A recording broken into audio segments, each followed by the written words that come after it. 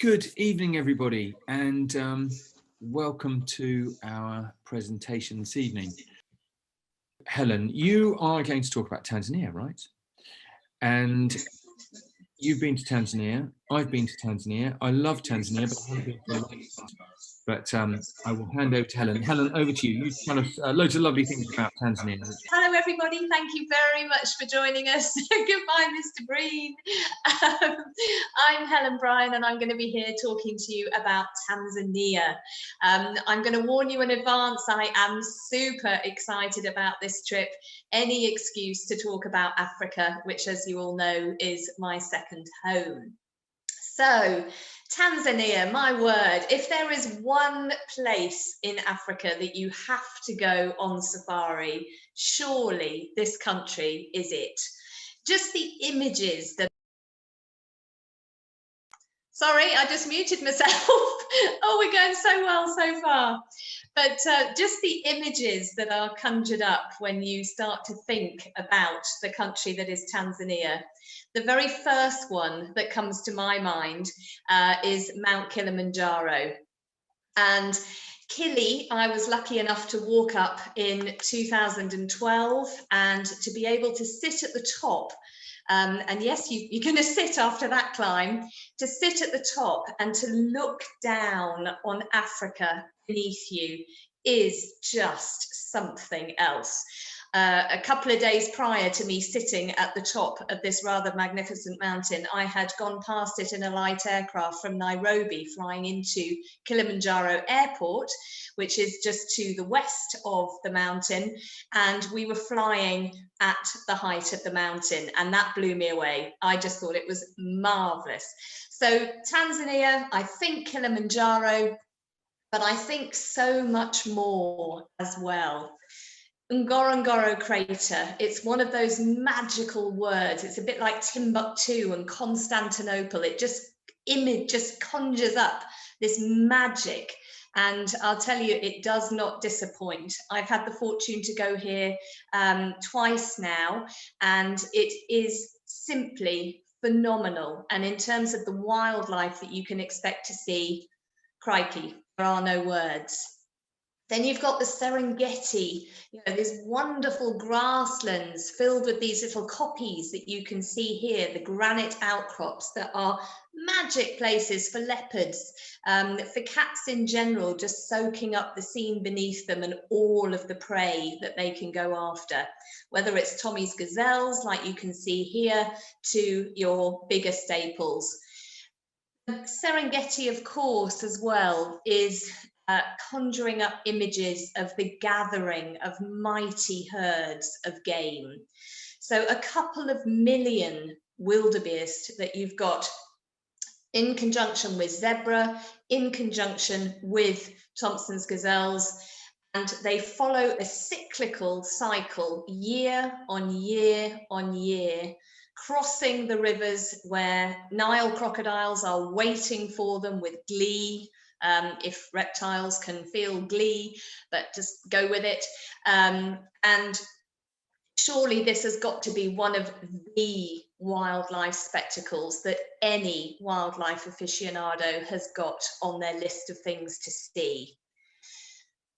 Following those migrating prey species, of course, you have the predators. And when I think of the Serengeti, I pretty much think big cats. Now, I love lions, and there's going to be quite a few lion shots coming your way over the next half an hour or so. I also go to one cat in particular when I think of East Africa, cheetah. The last trip that I had to the Serengeti, in one morning, we saw 5. And that's by no means unusual. Of course, there might be people that spend a week going through the Serengeti that don't see one. You just never know. With wildlife, it's obviously it being in the right place at the right time. It's having an awesome guide who knows what signs to look for. But I always think of this area with cheetah in mind. The flat rolling grasslands, perfect for these incredible cats. So to see all of those, to fly past Kili, to make your way to the Ngorongoro crater and to head into the Serengeti itself. You might be wanting to go for the migration. That might be your one big draw to this area. If so, you're pretty lucky, because all of this is within a fairly small part of an otherwise vast country. And this area that I'm going to be concentrating on primarily during this presentation is what's known as Tanzania's Northern Circuit. So you're going to see a map fairly regularly. It will be repeated throughout the presentation so that you can really get to grips with your bearings. Everything is very accessible within the Northern Circuit, and your access point is always going to be Arusha. And it's Arusha that is served by Kilimanjaro International Airport. You've got daily flights with KLM from Amsterdam, with Kenyan from Nairobi. There are many ways in which you can get to Arusha without having to travel down via Dar es Salaam, which is on the coast. So it's all very, very accessible. And once you're there, the distances are not great at all. So when you're traversing Northern Circuit, as it's known, you can see this first sort of arrow is leading from Arusha, and it's leading to the northern entry gates to Tarangire National Park.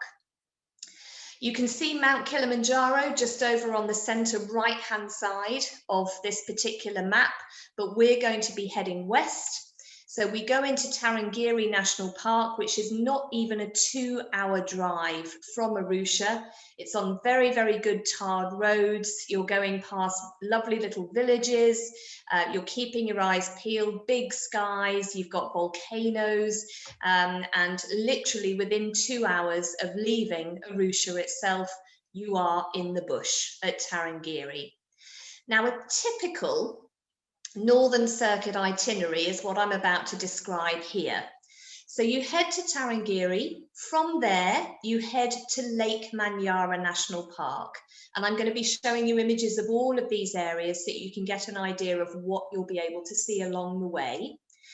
It's literally 40 minutes to an hour from Tarangire National Park up to Lake Manyara National Park. So forget about long, lengthy transfers over poor roads. That's not going to happen on this particular part of the journey. Now, from Lake Manyara National Park, you are now entering volcano country. So the scenery becomes beautiful. There are small farms, there's subsistence farming, lovely lush tropical fruits. You're just below the equator here. And from Lake Manyara National Park, again, you're talking around about less than an hour to get to the entrance gate for the Ngorongoro Conservation Area. And the Ngorongoro crater, it will take as long as it takes to get from the entrance gate down into the crater. That will be subject to the sightings that you have along the way. So we're literally talking very short transfers from A to B throughout your journey. Once you leave the Ngorongoro crater, and on my last visit, we had one afternoon in the crater, that was enough. For some people, they might want to go back in for a second day, but it is so jam-packed full of wildlife that one day would be enough, and then you can continue on into the mighty Serengeti. And from here, you'll be coming in from the southeastern corner from the Ngorongoro Conservation Area into the Serengeti, that's a new one, into the Serengeti. And where you go in the Serengeti will be 100% determined by the time of year that you are traveling. And that's all to do with the migration. Because it is an annual cyclical migration, it's not all just about the crossing of the Grumeti and the Mara rivers that everybody reads about. The Serengeti is a huge area, and these creatures traverse in a clockwise motion the entire park. So once you've had your time in the Serengeti, whether that's in the north or the west, and more on that shortly coming up, from there you can either retrace your steps going by road back through the Ngorongoro Conservation Area, back down through Lake Manyara or past Lake Manyara, and then straight back to Arusha. But if you want to minimize your road transfers, there are a number of airstrips in the Serengeti, and you can fly by light aircraft and be back in Arusha about an hour and 40 later. You'll get great views, cloud cover permitting, but essentially that would be a great way. Road transfers all the way up via Tarangire, Manyara, Ngorongoro into the Serengeti, and then a short flight back from Arusha. You can basically get on your international flight home, or you can add on to your journey. And again, we'll talk more about that later. So coming back to where you're likely to visit within the Serengeti itself, and this is entirely determined by the movement of the wildebeest, the Thompson's gazelles, and the zebras. It's plain zebras that do the journey with them. They're often associating with each other. Zebras and wildebeest, they're both grass eaters. They like different parts of the grass, so they eat well together. And as they amalgamate, their numbers build up, and at certain points during the year, generally over our summer months and into autumn months, that's when these huge gatherings start to come to the fore at the river crossings. They essentially are following the rainfall. They're following rainfall patterns. That's why they migrate, and that's why they put themselves through this immense danger of crossing the rivers and having to escape not only the Nile crocodiles lying in wait for them, but also the other predators that are following this migration. The cats are having a field day. So the crossings are generally over our summer and early autumn months. And I'm just going to sort of show you that in a bit more detail. They are gruesome. You know, you know, 1 or 2 days, maybe 3 days of watching them. For many people, that might be enough. You know, you've got the absolute panic as the prey species are crossing the rivers. They're sometimes going down very, very steep cliffs.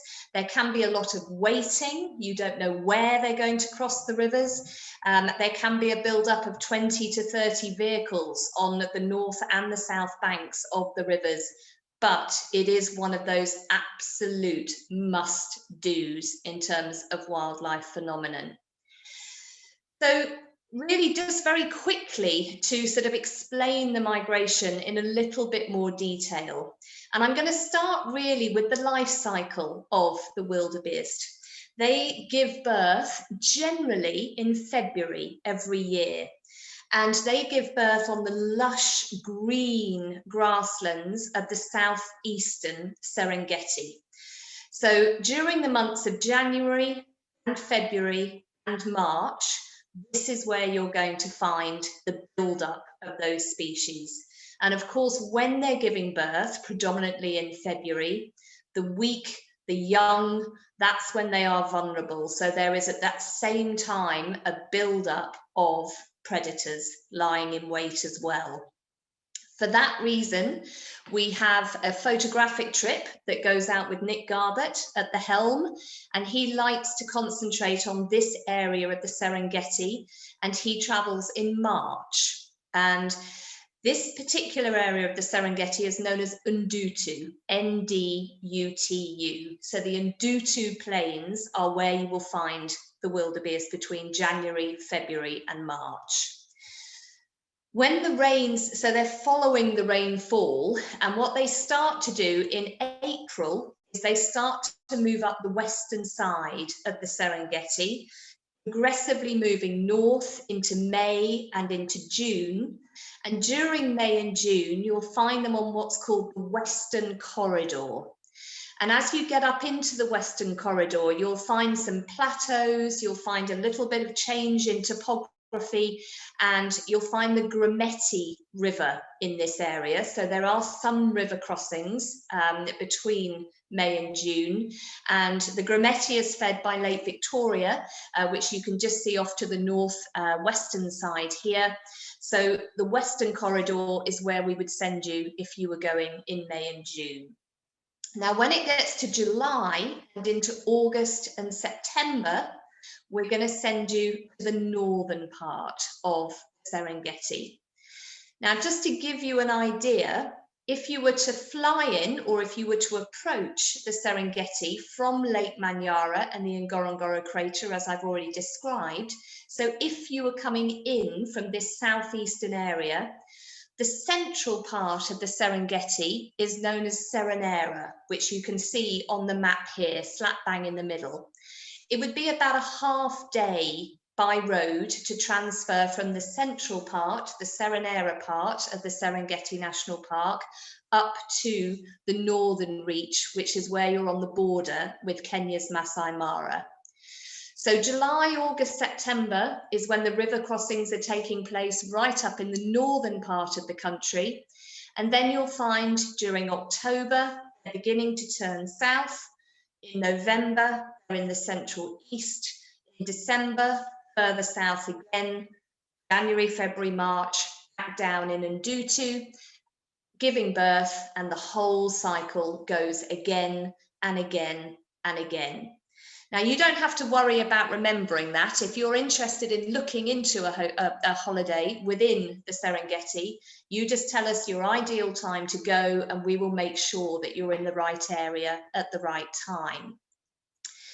Now, because the wildebeest are on the move with the zebra, with the Thompson's gazelles, with the following predators, if you just built a lodge on the Western Corridor, that's a vast area, and these animals are not migrating to human time. They won't say, it's the 1st of March.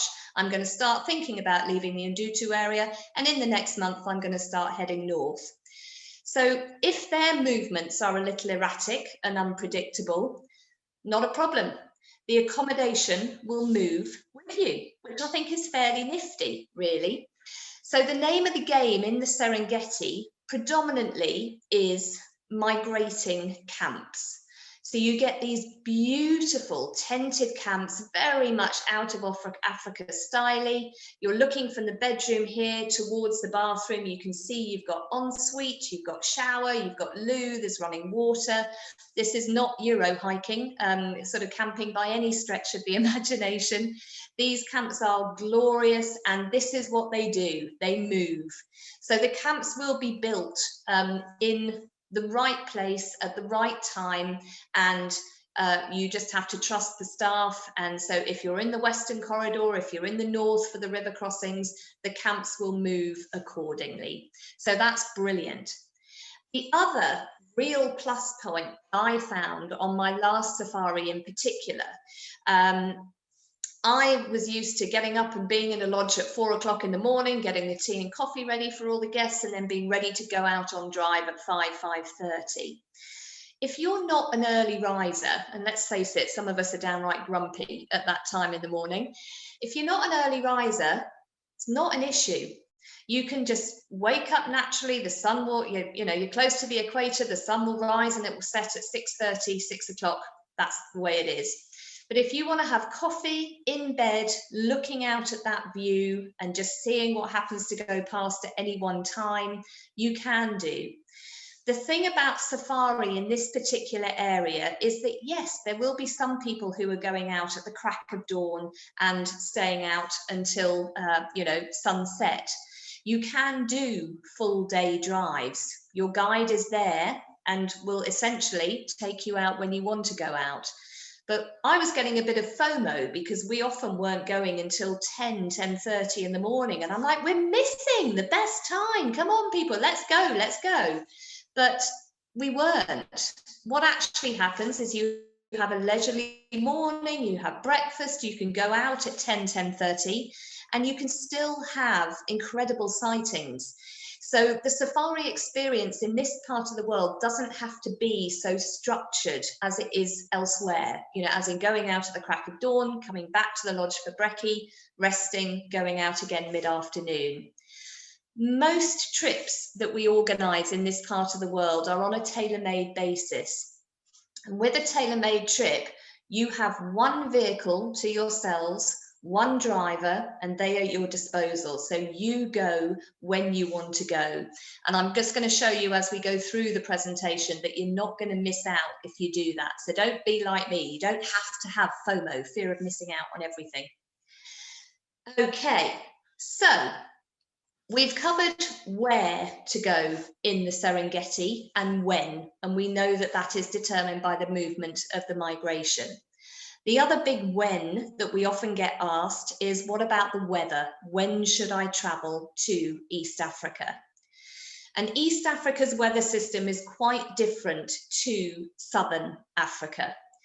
Southern Africa is always the dry season, which is essentially April through to, or May really, through to November. That's often considered the optimum time to travel. In this part of the world, there are two rainy seasons. The long rains generally fall between March, April, and May. And then you have a shorter rain between November and December. So March, April, May, November, December. So avoiding those months will give you the driest times to travel, which is quite handy. It falls over our summer months. But you know, don't discount going when it's wet. What you will find is that's often a particularly good time for birds. You get a lot of intra-African migrants that will be in this area, avoiding the cold winters down in Southern Africa. So, but essentially, yeah, the wettest times are March, April, May, and then again, November, December. So now we've got that out of the way, then let's look at this particular itinerary in a little bit more detail. So back to that initial map for the Northern Circuit. And what we're going to do is take our 2-hour transfer from Arusha to Tarangire, and we're going to have a look at Tarangire National Park in a little bit more detail. But when you're picked up from the airport at Kilimanjaro or Arusha, then essentially this is what you will be picked up in, and this is what you will do your transfers in, as well as your game drives. This was our guide, Yusuf. He was an absolute legend, and this was essentially our private vehicle for the trip, so you could just leave your stuff in it overnight, you could just make yourself comfortable. In East Africa, a pop-top roof is standard. So you stand up in the vehicle and you lean out through the pop-top roof. This was actually in the Ngorongoro crater at a lunch stop. We had to shut the roof because of the number of starlings and birds that were trying to nick our lunch, but that's another story. So this is what you will be transferred in, and then once you get to Tarangire, Tarangire is renowned for two things in particular. It's renowned for its baobab trees, and it's also renowned for its elephants. This is typical of the scenery. You go from acacia woodland through to the riverine areas, and elephants, very dependent on water, unless they're in Namibia, of course. So you will find a lot of ellies in this area. As soon as we arrived, we were greeted by loads of lovebirds, which I just think are gorgeous. It's the fisher's lovebird that is found in this particular part of the world. And we were greeted by Africa's smallest carnivore, dwarf mongoose. I love these creatures. So they make their homes in old abandoned termite mounds. They are fierce. You don't want to mess with them. So snakes, lizards, you often find hornbills associating with them. The hornbills warn of danger coming towards the termite mounds. But what I particularly love about them is they have a very special way of establishing dominance. Within the group, there will only be one reproducing pair, and how the males assert their dominance over other males is through a grooming contest. And they essentially lick each other and lick each other and lick each other until they can do it no more, and one male backs down. The winner gets the girl. Look at that. So there we are, dwarf mongoose. I love them. You also, again, dotted throughout this park, loads of old termite mounds, ones that are in use, ones that are abandoned, and these become home to all sorts of other creatures, from hyena, or they just become a feeding ground for crested barbets, like you can see here. We had interactions with bat-eared fox, another absolute favourite of mine. They're just mini gremlins. I love them. And so Tarangire, baobabs, and also elephants. But it also has its own mini migration, which it is worth knowing about. The best time to visit Tarangire is from late June through to October. And at that time, there's an influx of game that comes in from the Ngorongoro Conservation Area. So if you're visiting outside those times, a lot of the game will have migrated south. So late June to October is a great time to visit. And we would usually recommend that you go to Tarangire first. Then, after your time at Tarangire, it's time to do the 40 to 60-minute road transfer Lake Manyara National Park. And Lake Manyara is a soda lake, so it's home to many, many flamingos. This is taken from the Serena Manyara. It's up on an escarpment and it's looking down into Lake Manyara National Park. Now imagine that you're sitting or standing there, beer in hand, and you're gazing out over this incredible scene, and just allow your eyes to move to the right. Oh, and I've gone too far, hang on. So allow your eyes to move to the right. Cocked that one up, didn't I? This is the sort of scenery that you're looking at. You can see the colours in the lake shore, the reds and the soda. But it's also fairly thickly forested before you go down into the lake area itself. Once you're at the lake shore, those colours just come to the fore again. So your photographic opportunities are phenomenal. I mean, that is just superb. That's not mine, I have to say. A lot of these pictures are mine, but I have also raided our library for some of the very good ones.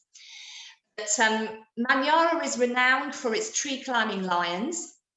So there are a number of places you can see them, and Lake Manyara is one of them.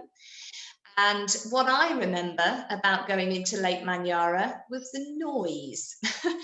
So waiting at the park gates to get our permits authorised. And if you can imagine the noise of, I kid you not, probably thousands upon thousands of breeding yellow-billed storks. My word, it was phenomenal. The noise just went on and on, but it was fantastic. And I just basically sat in the car park looking up at just trees filled with these storks, and there was such a sort of, you know, what's the word, cacophony. It was just wonderful. And then you start to go down into Lake Manyara National Park itself. And of course, your eyes are peeled in all the trees for the tree climbing lions. We were unsuccessful, but it didn't detract from what a marvelous place this is. Driving along, it's quite thick bush. If you look at the bottom left-hand side of your screen, you can see some olive baboons. We sat captivated by the olive baboons, but also by the blue monkeys. Oh, they're such endearing little souls, absolutely gorgeous, faces full of expression. And they were just having a marvelous time in the trees and along the roadsides. And then as we began to approach the lake itself, we saw more and more fever trees. I love fever trees. I just love that incredible gouache green that their bark actually is. And we came across elephants munching, not a care in the world.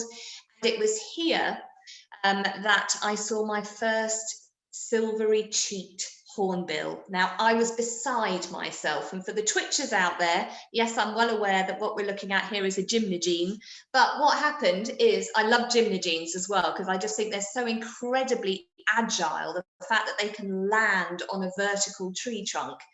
And we were sitting here and I was getting all excited about seeing this gymnogene, or African harrier hawk, if we're going to be official. But we were watching this gymnogene, and then all of a sudden, this massive the leaves just started moving, and this massive great bird landed only a couple of meters away, and it was a silvery-cheeked hornbill, and I was just beside myself, so I was rather excited. But we'll move on. We got down to the lake shore, and here we came across all manner more bird species. So I love these cranes, the national bird of Uganda. The light was just glorious. Woodland kingfishers, the noise that to me is the sound of summer in southern Africa. The constant. I just love them. We heard the ground hornbill with its. I love the sound of ground hornbills. I just think these are phenomenal birds. And any time you get to see them is just very, very special. And yeah, they're marvelous. And then obviously just the serenity when you actually get down to the lake itself. You can hear the hippos. We have monitor lizards, the water monitors. And again, this is not one of my shots. I wish it was, but just serenity, just wonderful. So Lake Manyara, you could just hop in and do a half-day drive on the way past if you're going up to the Ngorongoro, but don't bypass it. It's definitely worth a visit, and you might just get to see those tree climbing lines as well. So definitely a worthy stop, and totally different to Tarangire. So if you went to Tarangire first, then on to Lake Manyara, even if it was just for one drive en route to the Ngorongoro, that would be fine. There we are, Tarangire, Lake Manyara. Next stop, Ngorongoro crater. Time to get excited. Now, we actually, if you look on the map there, you're going to have to look quite closely, but where Lake Manyara National Park is, and then you can see the Ngorongoro Conservation Area listed, along the road is a little town there called Karatu. And we actually spent a night at Karatu, and we stayed at this wonderful, wonderful place called Gibbs Farm. And a few of my colleagues had stayed there, so I was absolutely thrilled when I found it on our itinerary. And it's the most marvelous place. You can go to the Ngorongoro from day trips from there, but if you're just looking for something quite different, just to break up your first few days of safari, I can't recommend it highly enough. It's got an old sort of colonial feel to it, and it's a working farm. So they encourage you to get involved. I milked a cow there for the first time. I fed the pigs, I fed the chickens. You grind your own coffee beans. Everything is homegrown as much as it can be. So it's very much, you know, farm to table. And the gardens are beautiful. Loads and loads of birds in the gardens. If you just want a night or two of just peace and quiet and birding before you carry on your safari, go to Gibbs Farm. It's an absolute winner, utterly charming. But we were on our way to the Ngorongoro, so off we went. Again, we didn't get to the crater until about 11 o'clock in the morning, and I was like, come on, I want to get down there. But we got there at about 11. We made our way down the side. So the road that you can see, if you look on the right-hand side of this image, there is a road that leads down into the crater. We took that. And the minute you're on that road, you are surrounded, within a couple of feet of your vehicle, you are surrounded by zebra, wildebeest, all sorts of things. And then you get down onto the actual crater floor itself. And you just spend the rest of the day just meandering around in the crater.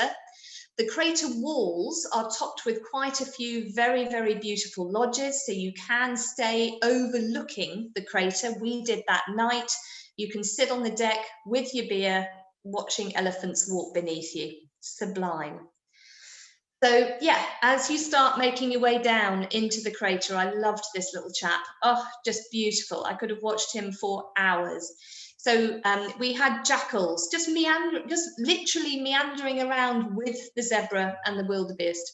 When we got down into the crater itself, wildebeest everywhere, sitting, standing, preening. You notice just behind it, you've got a spotted hyena. And then behind that to the right, you've got some Thompson's gazelles.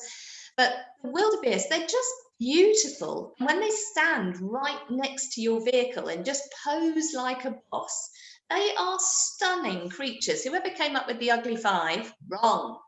Now, this again is not one of my shots, so this is taken at a drier time of year, but just to prove whether you go in the green, whether you go at the driest time of year, the wildlife is there. It doesn't really move out of the crater too much. And the crater is teeming with wildlife. We just pulled up next to this spotted hyena, having a little snooze in a puddle on the side of the road. We got up close and personal with lilac-breasted roller. I've never seen so many corrie bustard in one place. I stopped photographing when I got about 40 pictures of them. I mean, they're beautiful. The world's heaviest flying bird, walking through, looking for snakes, looking for lizards. They're stunning, stunning creatures. Through to the big stuff. So you've got your ostrich, buffalo herds, predators. We came across 3 loads of lion on our afternoon in there. This was the first lot. They weren't doing much, but they had full bellies. A lot of them we didn't even see until we were practically right next to them. They were so well hidden in the grass that this young male who was having a right old snooze. We saw eland as they're going down towards the lake, flamingos in the lake. You can see the crater walls there. Zebras again. I mean, this place is simply phenomenal. You have to go there at least once in your life. You just have to. The afternoon we spent with about 8 or 9 pairs of dancing cranes. This was spectacularly beautiful, absolutely gorgeous. And after the Ngorongoro, you've still got more to come. So you've been to Tarangire, you've been to Manyara, you might have stopped at Gibbs Farm en route to the Ngorongoro Conservation Area.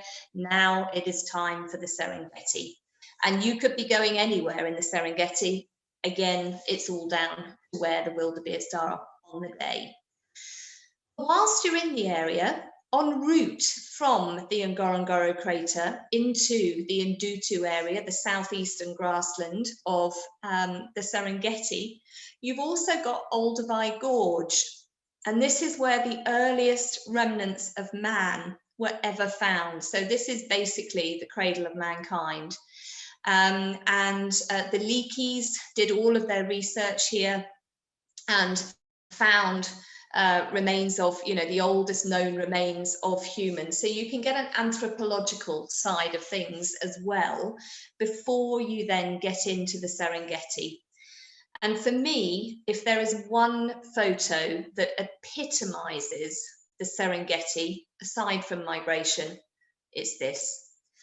Beautiful, just stunning, just flat grasslands initially, prime cheetah country, doing what cheetahs do best here, sitting on top of a slightly raised old termite mound so that they can get a better vantage view over their prey. They use rocks, they use trees, you name it. If there is a height elevation, cheetahs will use it to help them look down over this. So this is entering the southeastern part of the Serengeti, and this was in May, when my last visit, in May 2019. And you're going through the grasslands here. Trees are few and far between. When you see a tree, it's close to the road, stop. We'd actually whizzed straight past this.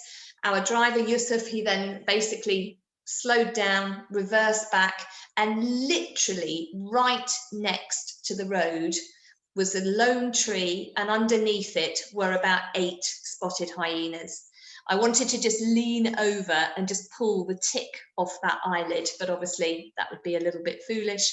I love spotties, absolutely love them. And these guys were just snoozing away the heat of the midday sun. And it was utterly beautiful. It was completely quiet apart from birdsong. And it was just us and within a foot, these 8 spotted hyena, magical.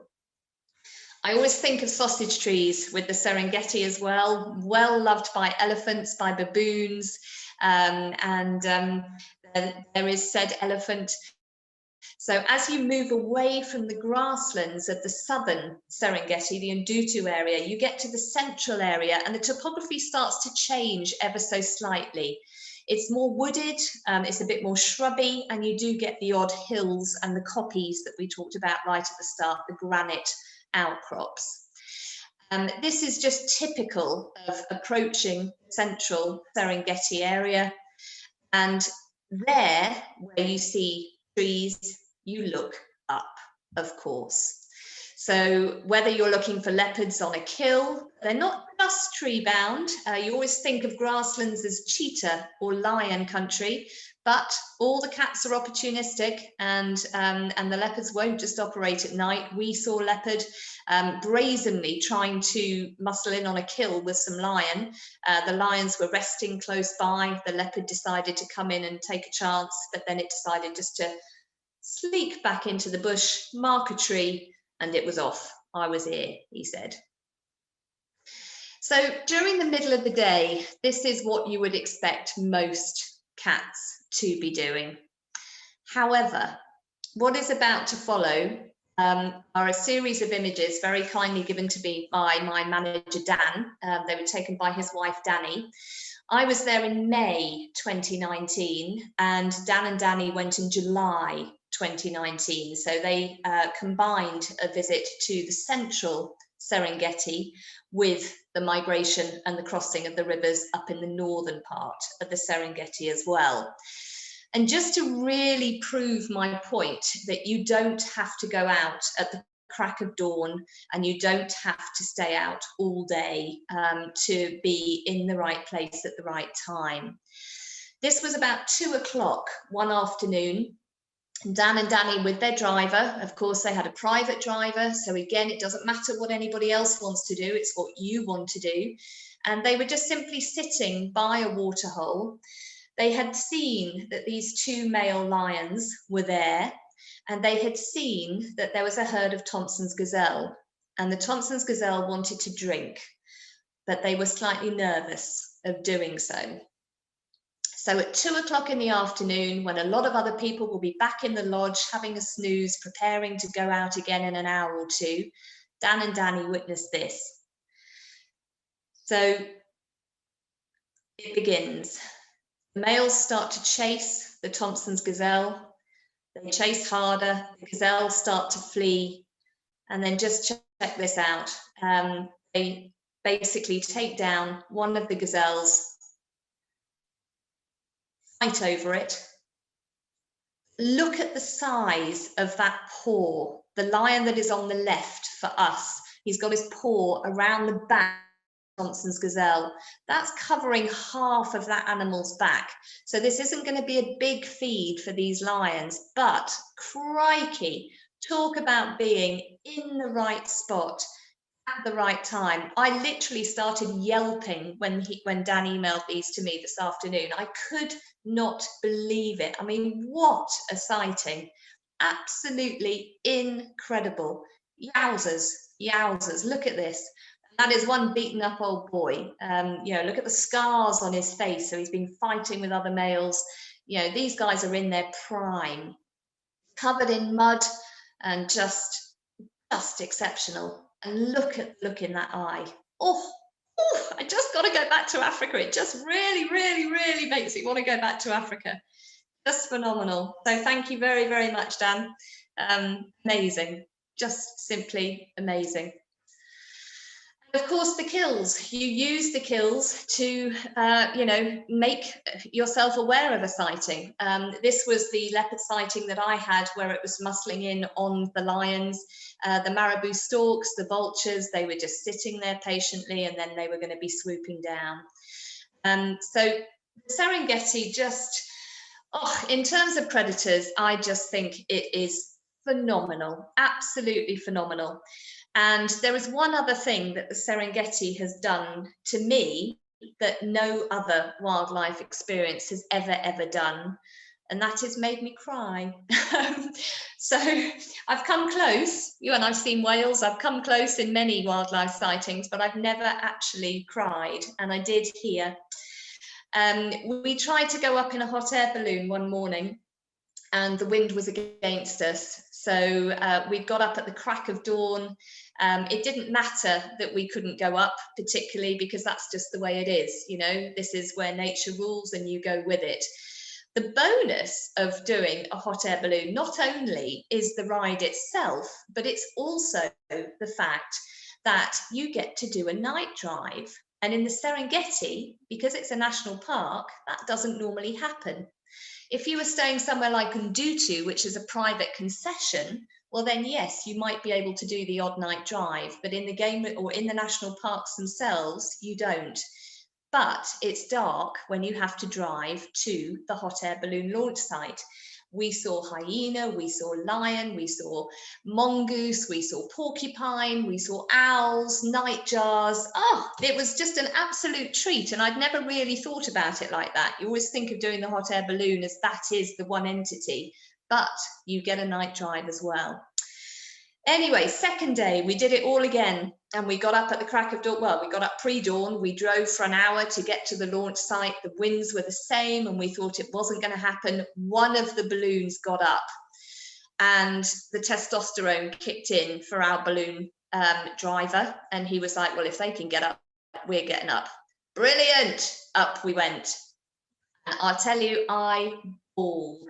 It was just such an emotional, we went over 3 prides of lion. We went over hippos, like you can see here. We went over impala, over ostrich, giraffe. I mean, looking down on a giraffe from above is just simply phenomenal. So if you're in the Serengeti for a few days, you know, just if you can, book yourself a hot air balloon, and book it for the first or the second morning, because then if the wind is against you or the conditions aren't right, you still have a chance to do it later during your stay. So I can't recommend that highly enough. It got me good and proper. Okay, so all we've done is talk about the Northern Circuit. You're now more than familiar with this routing. I'm not going to go through it anymore, but once you have flown back to Arusha or driven back to Arusha, your journey doesn't have to end there. On our trip, we came back into Arusha Airport. So Arusha has a small airport that is for domestic travel only. And then to the east of Arusha is Kilimanjaro International Airport that you would be using for your international flights. But once we came from the Serenera, the central area of Serengeti, into Arusha, we then flew on from Arusha straight on Zanzibar. And we had a few days there snorkeling. There's, of course, whale watching there. You know, 2 of my favorite things, terrestrial and then marine mammal watching. So fantastic. Other options that you can do. So you've completed your Northern Circuit. You could have a look at Tanzania's Western Circuit. My colleague Helen Cox, she also went to Tanzania in 2019, and this is where she went. So there are some hidden treasures on the western side of Tanzania. So right up by the Burundi border on Lake Tanganyika, you've got Gombe National Park. You've also, to the south of that, got Mahale National Park. Both of these are chimp areas. Gombe is where Jane Goodall did all of her research. It's a very, very small park. It's valleys, it's thickly forested. All chimp watching is done on foot. And in terms of accessing Gombe, you can actually go from Arusha straight into an airport not far away from Gombe, and then take a 2-hour boat ride up Lake Tanganyika to get to Gombe. So it's a fantastic add-on to do. Alternatively, Mahale is the slightly more luxurious option. It's a much larger chimp reserve, or it's a national park where there are chimps. It's got very luxurious accommodation, or slightly more upmarket accommodation, and this is accessed by charter flight only. But you can combine Mahale with Katavi National Park. So this would be a Big 5 experience at Katavi with the chimps at Mahale, and completely off the beaten track. So for the Western Circuit, it's perhaps for people who've been before, who want to escape the crowds, want to experience something different. So chimp trekking and also Lake Tanganyika. You've got snorkeling, swimming, boat rides. I mean, it's just a lovely combination. And then topped off with Katabi National Park for massive herds of buffalo, for burrowing crocodiles. You need to be going over our summer months. That's very, very important over that time. But Western Circuit is a definite add-on you could do. And the last add-on really would be for Tanzania's Southern Circuit. And the Southern Circuit consists of two mighty national parks. You've got Ruaha National Park in the west, and then you've also got Selous Game Reserve, which is over in the east. These are huge, great wilderness areas. A lot of them are actually closed off to tourism, so they're for conservation, but there are parts that have been developed for tourism. So again, if you want to get off the beaten track, you can access it from Arusha straight down into these parks by light aircraft. You can end up at Dar es Salaam, which is then just a stone's throw away from Zanzibar. So there are all sorts of combinations that you can do. But I've gone on for long enough. So I'm basically going to end with, get me back there as soon as you possibly can. And I'm going to join this lady with a little sundowner in the bush, watching wildlife, which is my happy place. Over to you, Chris. Well, goodness gracious. Now look, we've got an echo, haven't we? So I'll you lean and I are going to back. have to be quite clever about this. Can't Would see you mind you. muting whilst I ask you questions? You mute, and Okay. then you can answer, and I'll mute. Okay. No echo from my end. Hang on. Or forgive us, everybody. Just 1 second. I have an alternative option. Bear with me.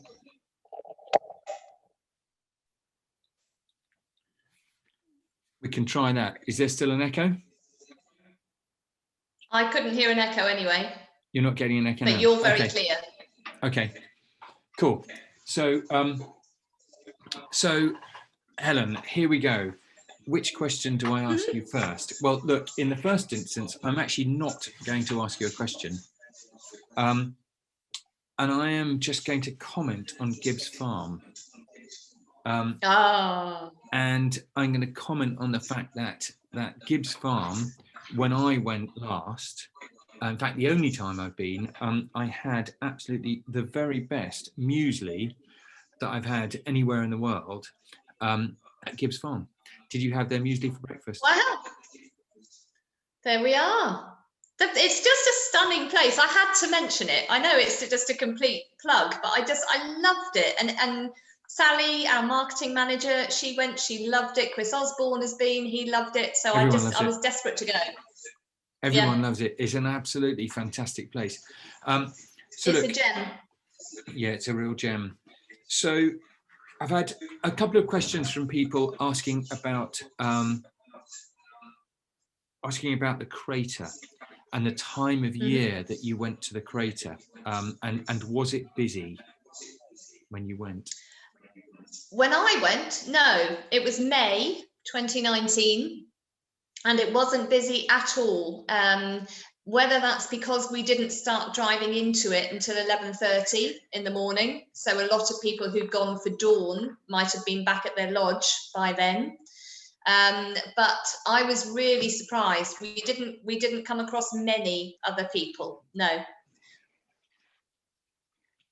Okay. So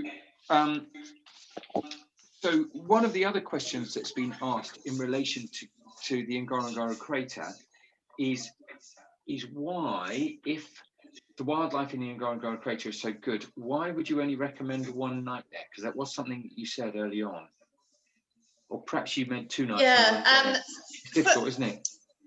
You can do either. There are quite hefty park fees for each time that you enter. So for many people, they might only go in once. Because it does add quite a bit to go in for a second day. But I mean, literally, the people that I went with, we had some people who'd never been on safari before. We had people who'd lived and worked in Africa like me.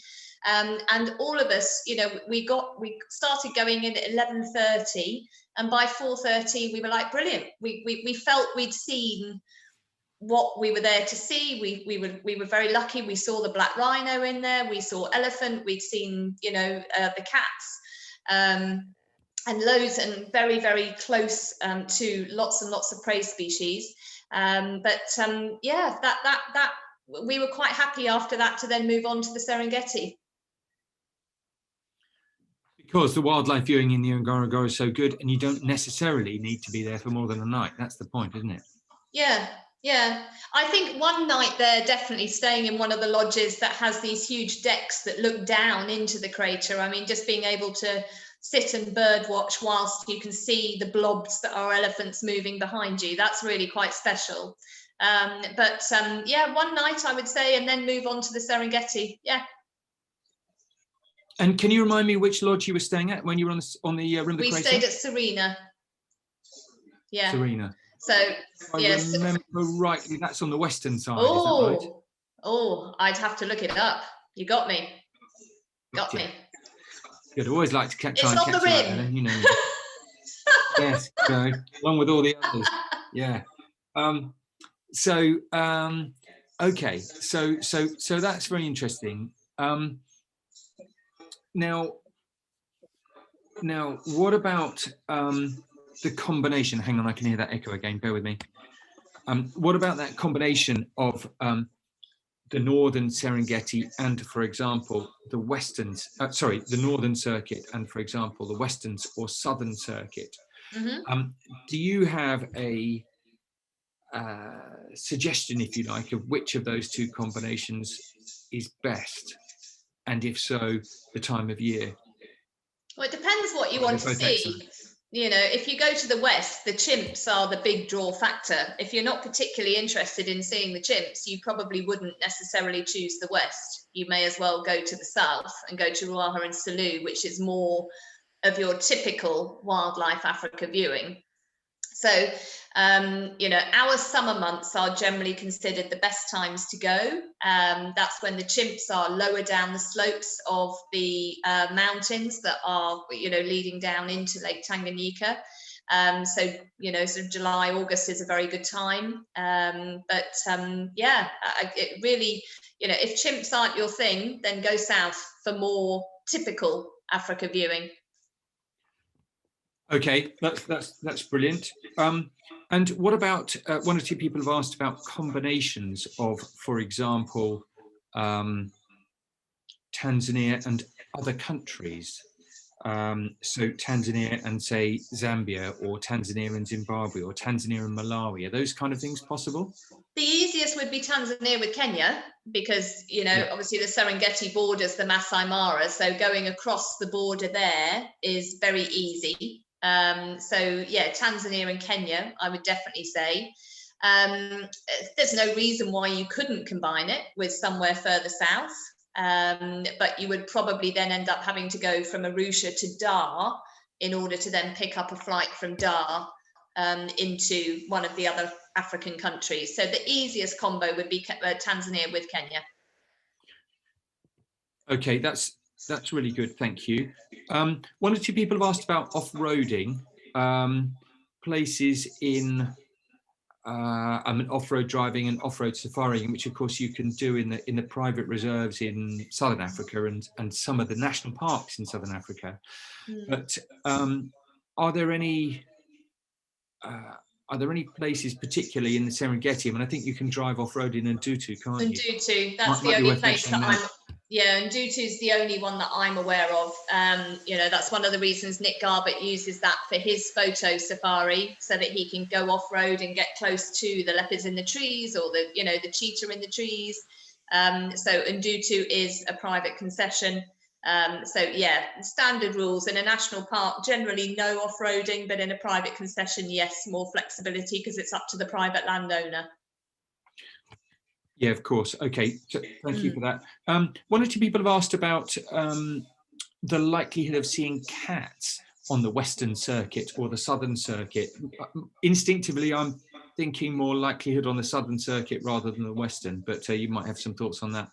I would also instinctively go for the Southern, but Katavi is a national park. I would rather check with my colleague Helen Cox when she went, but certainly the South, Salou and Ruaha, definitely more for cats.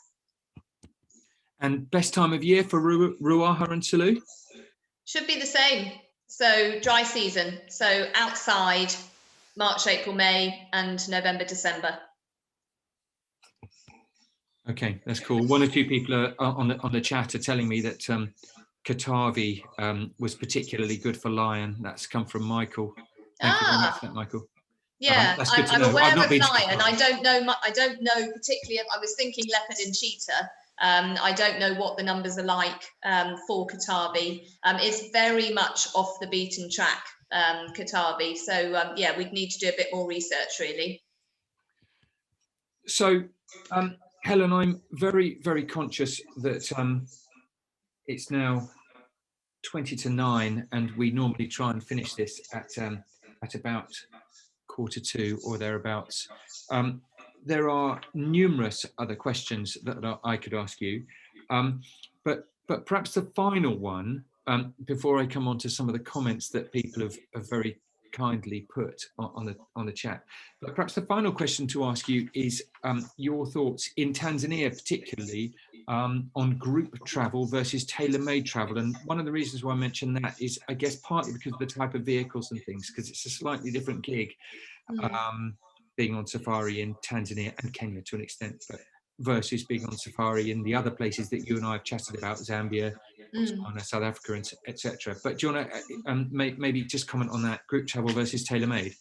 I think that the beauty of the tailor-made is that you'll be picked up at Kilimanjaro Airport, for example, with your guide who will basically drive all of your transfers and do your game viewing as well throughout. So you can build up a really nice relationship with him, and you've just got that flexibility, or her, of going out when you want. But to be honest, with the groups as well, you're going to, the groups are small. We have minimum 4, maximum 8 on our Serengeti migration trip that goes out every July.